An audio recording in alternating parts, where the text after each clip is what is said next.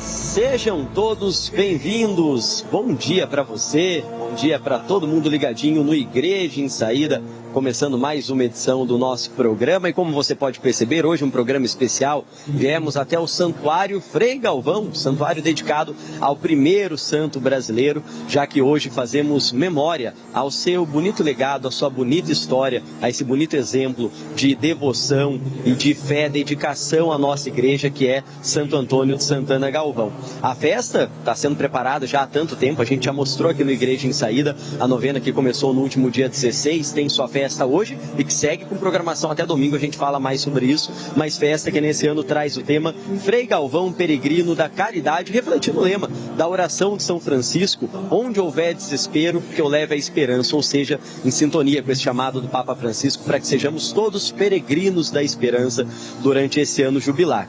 Bem, ao longo de todo o dia a gente está vendo aqui, em toda a manhã, uma movimentação intensa de devotos, fiéis que chegam até o santuário de Frei Galvão para participarem desse momento celebrativo e festivo. Daqui a pouco a gente fala mais sobre isso. Agora, claro, você tem acompanhado a Igreja em Saída, sabe que a gente também está com uma cobertura em loco, direto de Roma, lá no Vaticano, falando do Sínodo dos Bispos. A Camila Moraes participa com a gente, traz mais informações. Boa tarde para você aí na Itália, Camila.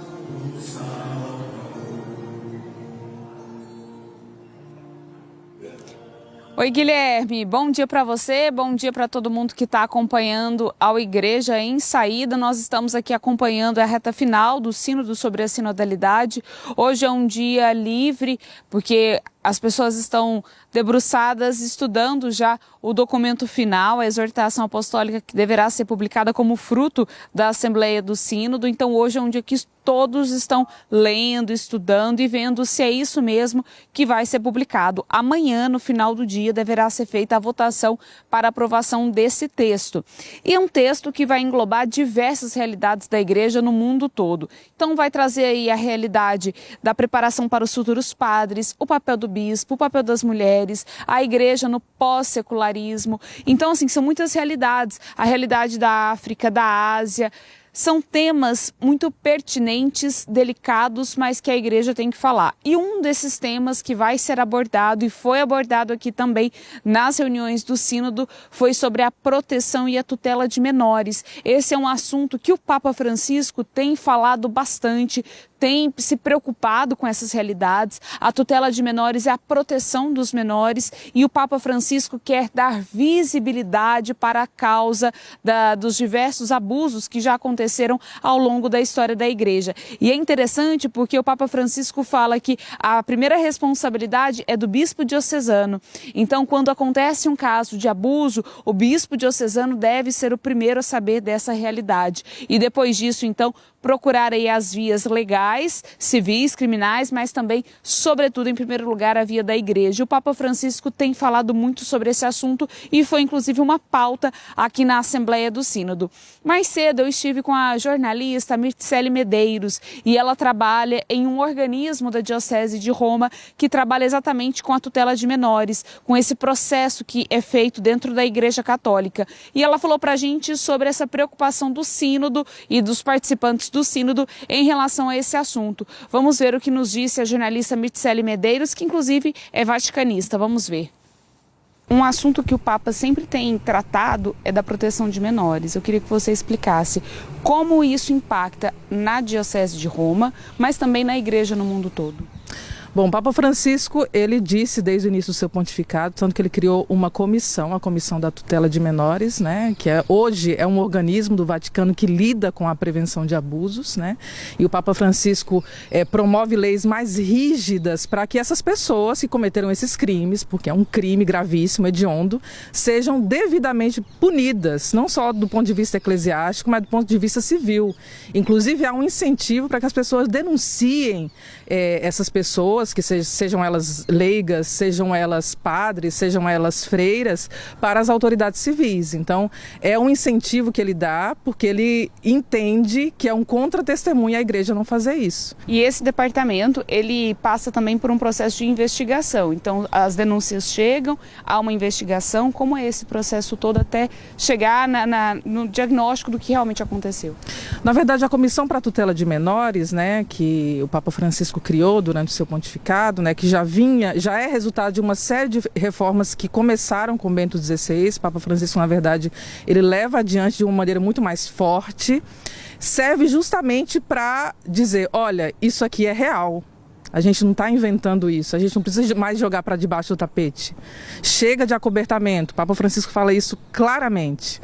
E, claro que existe toda uma medida jurídica que precisa ser tomada, que passa pela Congregação para a Doutrina da Fé, que hoje é Dicastério para a Doutrina da Fé principalmente, e outros organismos. O Papa Francisco, ele tem essa intenção de que cada diocese possua um centro de escuta para acolher essas denúncias. É algo inédito.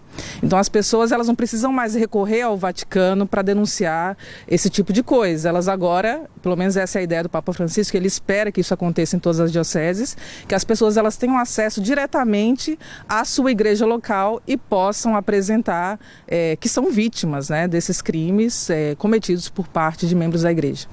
Falando do sínodo, esse é um assunto que provavelmente deve entrar no documento final. Como você avalia isso do que você acompanhou do sínodo?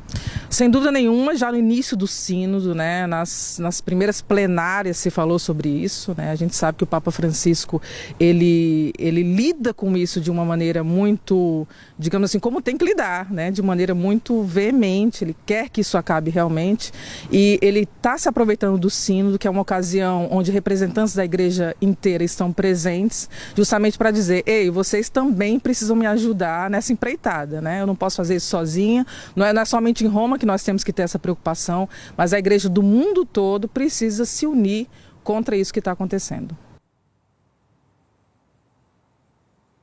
Quero te convidar a acessar a12.com/sinodalidade, conferir todas as informações direto do Sínodo sobre a sinodalidade, que termina no próximo domingo com a missa presidida pelo Papa Francisco. Guilherme, volto com você.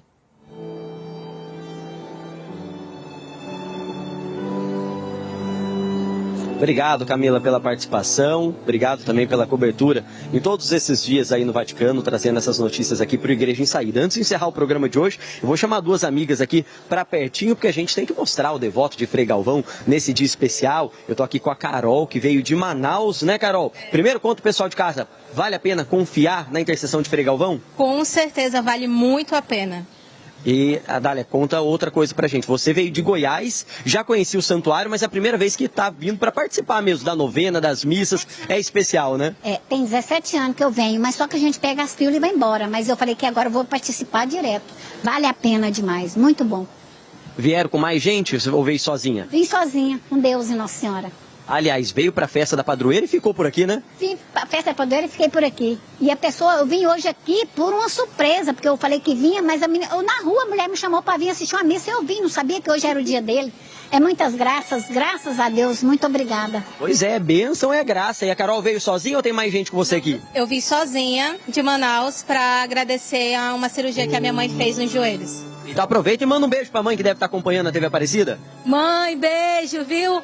Muitas outras graças virão, em nome de Jesus. Amém, Carol. Adália, obrigado, viu, pela participação com a gente aqui. Viva Frei Galvão, viu? Viva Frei Galvão! Obrigado, minhas amigas. Aí, é esse o clima, né? Festivo, de alegria, de confiança na intercessão de Frei Galvão. Antes de encerrar o programa, reforço o convite para você que pretende vir até o Santuário Nacional de Aparecida ou ao Santuário Frei Galvão. A programação aqui se estende por todo o fim de semana até domingo, com celebrações, momentos de acolhida. E para aqueles que querem participar ainda hoje, temos missa daqui a pouquinho, meio-dia, às 3 da tarde e às 7 horas da noite. Também tem uma bonita procissão às 4h30 da tarde e a programação festiva, as barracas gastronômicas, apresentações musicais seguem até às 11 da noite. Certamente você vai ser muito bem acolhido aqui no Santuário do primeiro santo brasileiro. Assim a gente encerra o Igreja em Saída de hoje. Agradeço a todos pela companhia, pela acolhida, pelo carinho de sempre, viu? Na semana que vem, Eduardo Góes está cuidando aqui do nosso programa. A gente se vê a qualquer hora. Tchau, tchau.